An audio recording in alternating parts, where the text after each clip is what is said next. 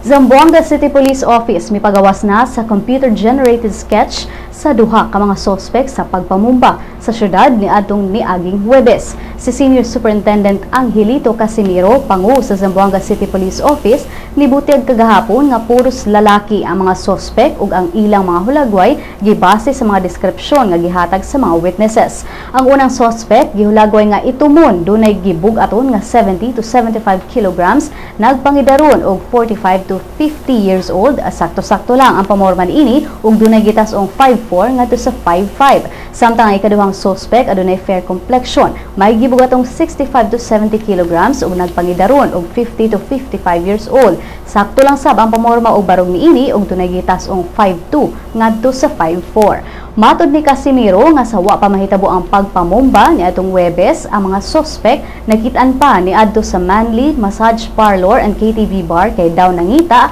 kang Geraldine Miguel. Si Miguel namatay samtang laing 8 ka mga tawo ang samdan sa pagbusikad sa bomba niadtong Huwebes sa may Zone 2 sa Dapayan sa Zamboanga.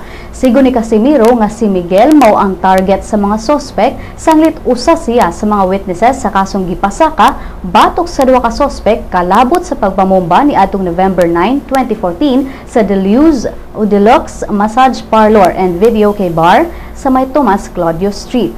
Dugang sa opisyal nga ang mga sospek gituuhang mga miyembro sa Abu Sayyaf Group.